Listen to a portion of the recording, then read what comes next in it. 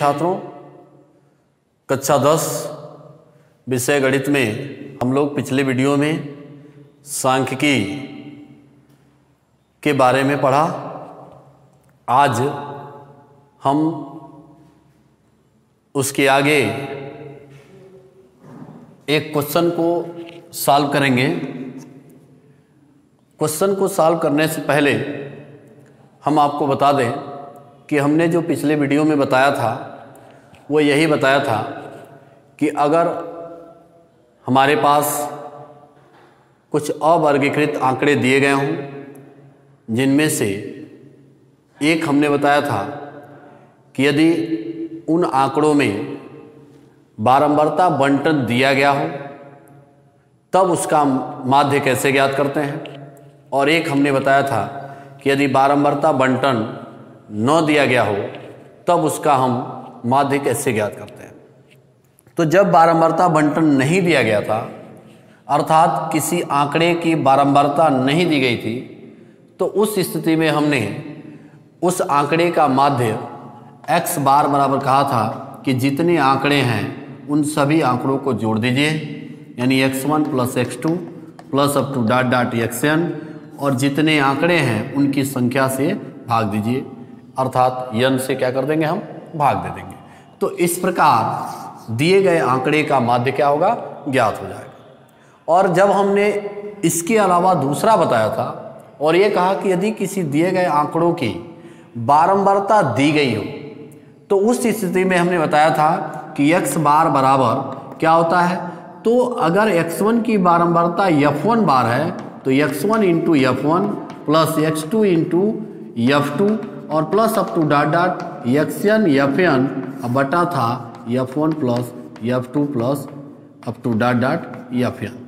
तो इसी को हमने ऐसे भी लिखा था कि x बार बराबर सिग्मा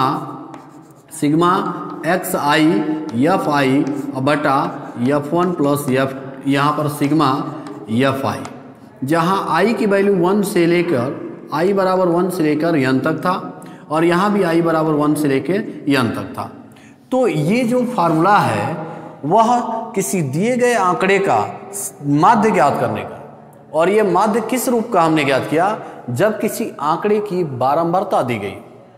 तो इस बारंबारता के आधार पर हम किसी दिए गए आंकड़े का माध्य कैसे ज्ञात करते हैं, ये तो हमने पिछले वीडियो में पढ़ा था। लेकिन उसी पर क्वेश्चन एक ऐसा मिल जाए तो हम कैसे इस क्वेश्चन को सॉल्व करेंगे। जैसे क्वेश्चन इस तरह से एक जो है, मान लीजिए कि एक सारणी बना के इसमें इनके मानों को पुट कर दिया हो, अर्थात इनके जो डाटा है वो इस रूप में दिया हो, तब हम उसका माध्य कैसे ज्ञात करते हैं। ठीक है, तो माध्य ज्ञात करने के लिए हम इसको मिटा देते हैं। देखिए, अब हम माध्य ज्ञात करने के लिए पहले तो एक क्वेश्चन किस रूप में दिया गया होता है इसको जान लें।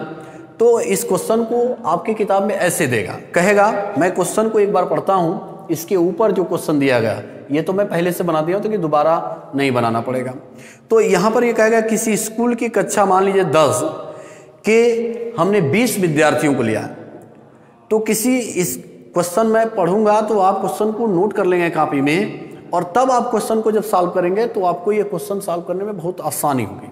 ठीक है, तो यहाँ मैं क्वेश्चन को पढ़ रहा हूँ। पहले कह रहा है किसी स्कूल की कक्षा 10 के 20 विद्यार्थियों द्वारा गणित के एक पेपर में 100 में से, माने 100 अंक में से प्राप्त किए गए अंक नीचे एक सारणी में दिए गए हैं। इन विद्यार्थियों द्वारा प्राप्त अंकों का माध्य ज्ञात कीजिए। क्वेश्चन ये कह रहा है कि किसी स्कूल की कक्षा 10 के 20 विद्यार्थियों द्वारा गणित विषय में प्राप्त 100 अंकों में से, मैंने 100 अंक का पेपर था जिसमें से जो है प्राप्त किए गए अंक इस नीचे सारणी में दी गई हैं। ये क्वेश्चन ऊपर होगा ऐसे, और ये सारणी नीचे उसके बनी होती है, दी गई हैं जो इस प्रकार है। तो आपसे कह रहा है विद्यार्थियों द्वारा प्राप्त किए गए अंकों का माध्य ज्ञात कीजिए। तो अब हम क्या करेंगे, देखिए, ऐसे क्वेश्चनों को सॉल्व करने के लिए हम सबसे पहले क्या करते हैं, ये जो ऐसे खाने बनाए गए हैं हम उसको ऐसे लिखते हैं। तो ऐसे क्या करेंगे, आप बनाएंगे जिसमें देखिए मैं कितने आसानी से बता रहा हूं, यहां पर मैं सॉल्व कर रहा हूं। तो यहां पर लिखेंगे प्राप्तांक, ऐसे एक लाइनिंग ऐसे, एक लाइनिंग ऐसे खींचा। अब ये प्राप्तांक लिखने के बाद ऐसे इसको आगे बढ़ाया हमने, और यहां पर विद्यार्थियों की संख्या यानी इसी को हम बारंबारता कहते हैं। तो यहां मैं लिख दे रहा हूं, प्राप्तांक को हमेशा x से डिनोट करते हैं, और चूंकि यहां पर xi दिया है तो हम xi लिख देंगे, ठीक है ना। अब इसमें जो प्राप्तांक दिए गए हैं वो कौन कौन है इसको लिख दीजिए। तो ये है 5, फिर क्या है भाई 15, फिर दिया है 20, और फिर दिया है 25, और फिर दिया है 30, और यहां पर दिया है 35। यहां पर देख लीजिए 5, 15, 20, 25, 30, 35। अब जब ये प्राप्तांक आप लिखेंगे तो इसके नीचे आप ऐसे एक और ऐसे इस तरह के खाने बनाते हुए आप चलेंगे ऐसे, ठीक है ना, ऐसे, ठीक। अब क्या करेंगे हम, विद्यार्थियों की संख्या लिख दीजिए यहां पर, विद्यार्थियों की संख्या हमने लिख दिया ऐसे, ये ऐसे। अब इसको हम ऐसे बंद करेंगे, लेकिन ये तो चलता रहेगा अभी। अब इसको आगे बढ़ा दीजिए, अब इसमें विद्यार्थियों की संख्या को लिख दीजिए। तो ये यानी 1, यहां पर ये fi कर देंगे, fi। ये क्या है भाई, बारंबारता है। और इसको आप जानते होंगे, मैं जब पढ़ाया था तो बताया था कि ये जो 5 अंक पाने वाले मात्र एक ही विद्यार्थी होंगे, 15 नंबर पाने वाले मात्र 2 विद्यार्थी हैं। जो 20 विद्यार्थियों में से 2 विद्यार्थी ऐसे हैं जो 15 नंबर पाए हैं। तो यहां पर इन 15 नंबर पाने वाले 2 विद्यार्थी हैं, फिर 20 नंबर पाने वाले 3 विद्यार्थी हैं, 25 नंबर पाने वाले 4 विद्यार्थी हैं, 30 नंबर पाने वाले 5 विद्यार्थी हैं, और 35 नंबर पाने वाले मात्र फिर 5 विद्यार्थी हैं।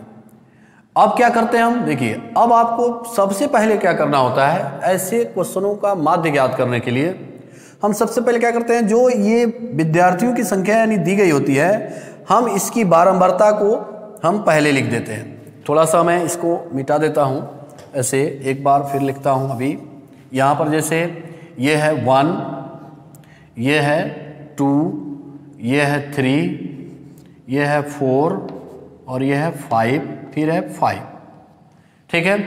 अब इनको हम पहले जोड़ लेते हैं। जब जोड़ेंगे तो इसी को हम सिग्मा fi के नाम से जानते हैं, या इसी को यन भी कहा जाता है, स्मॉल यन। तो इसको जोड़ने पर कितना प्राप्त हुआ भाई, 20 प्राप्त हुआ। इसको पहले जोड़ दिया हमने, यहां पर लिख सकते हैं योग, यहां लिख सकते हैं आप योग, ठीक है। इसको जोड़ दिया। अब क्या करते हैं हम, ये अंतिम वाला होगा, इसको हम अंतिम कहेंगे। अब क्या करेंगे हम, f1 का x1 में गुणा करा देंगे। तो xi इंटू fi, यहां पर लिख दिया हमने xi इंटू fi, क्योंकि मैंने आपको आंकड़े को पढ़ाते समय बताया कि x1 कामा x2 कामा x3 dot dot dot xn हो, और इनकी बारंबारताएं f1 कामा f2 कामा f2 डॉट डॉट fn हो। तो मैंने देखिए माध्य ज्ञात करते समय x बार बराबर क्या था कि इनका क्या करते हैं, x1 f1 plus x2 f2 plus f2 dot dot करते हैं xn fn, और बटा f1 प्लस f2 और plus f2 dot dot fn। इसी को मैंने लिखा था सिग्मा xi fi।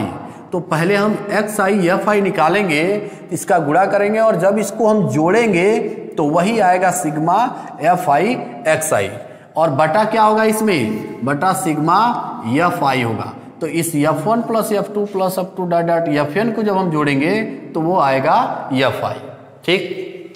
अब हम इसका गुणा करते हैं, तो 5 गुणे 1 करेंगे तो 5 ही होगा। फिर 15 में 2 का गुणा करेंगे, 15 दूनी 30 होगा। और फिर 20 गुणे 3 करेंगे तो 60 होगा। इसके सामने लिखिएगा 25 गुणे 4 करेंगे तो 100 होगा। और फिर 30 गुणे 5 करेंगे तो 5 या 15 150 होगा। और 35 गुणे 5 करेंगे तो 5 25 और 5 तियां 15 और 2 क्या होगा 17 होगा। ठीक है, 5 25 और 5 तियां 15 और 2 क्या होगा 17। अब इन सबको जोड़ेंगे हम, तो सबको जब जोड़ेंगे तो इसी वैल्यू को हम कहते हैं sigma x I F I बराबर क्या होगा। तो इन सबको जोड़ दीजिए, तो जोड़ते हैं हम। देखिए तो यहाँ देखिए जोड़ने का तरीका बहुत सिंपल। देखिए ये पहले इन सबको छोड़ दीजिए, 100 100 और 100 ये 300 हो गया। 300 के बाद देखिए 50 और 50 ये हो गया 400 और इसमें बचा कितना, ये भी 25, 425 और इसको जोड़ देंगे तो 430 और इसमें से ये 430 हो गया, यहाँ से यहाँ तक ये 430 और फिर इसको जोड़ दीजिए तो 430 और 60 जोड़ेंगे तो हो जाएगा कितना, ये 430 धन 60 मिलके कितना हो गया 490 और इसमें से 30 और जोड़ दीजिए तो 490 और ये 30 जोड़ेंगे तो हो गया 520। तो ये हो गया 520। जोड़ने में कोई गलती हो रही हो तो आप निश्चित रूप से जोड़ सही कर लेंगे, क्योंकि जोड़ने में कहीं कोई मिस्टेक नहीं। देखिए 100 धन 100 धन 100 ये हो गया 300 और इसमें 50 और 50 मिलके हो गया 400, इसमें बचा अभी 25 तो 425 और 5 हो गया 430, 460 जोड़ दीजिए इसमें तो हो गया 490 और ये 10 500 520। ठीक, अब क्या करेंगे हम, अब मेरे पास क्या है, यही फार्मूला है। देखिए एक्स बार की वैल्यू जो आपको मैं पहले बता चुका हूं, तो अब यहां पर हम एक्स बार निकालेंगे। तो एक्स बार बराबर क्या होगा, sigma x I F I, इसी में रख देते हैं मान, ये तो मान लीजिए मैंने बता ही दिया हूं। तो अब यहां पर हम क्या करेंगे, इस सिग्मा एक्स बार निकालेंगे। तो एक्स बार बराबर क्या होता है, sigma x I into F I और बटा क्या होगा सिग्मा एफ आई, यही होता है। तो इसमें इस मान को रख दीजिए, क्या मिल गया एक्स बार बराबर, तो यहां पर हो गया 520 और बटा एफ आई की वैल्यू आ गया 20। तो 0 से 0 काट दीजिए, एक्स बार बराबर क्या आ गया 52 और बटा 2, फिर एक्स बार बराबर क्या होगा 2 से काटिए 2 दूनी 4 और यहां पर बचा 12 तो 2 छक्के क्या हो गया 12। तो ये एक्स बार की वैल्यू हमें क्या प्राप्त हो गई 26 प्राप्त हो गई। यहां पर हमने एक्स बार की वैल्यू क्या प्राप्त कर लिया 26। तो इस प्रकार हमने देखा कि किसी दिए गए क्वेश्चन का हम माध्य किस प्रकार से निकालते हैं, जब वह क्वेश्चन बारंबारता बंटन के रूप में दिया गया हो, यानी आंकड़ों के रूप में एक हमने क्वेश्चन को किस तरह से सॉल्व किया ये आपने यहां पर देखा होगा।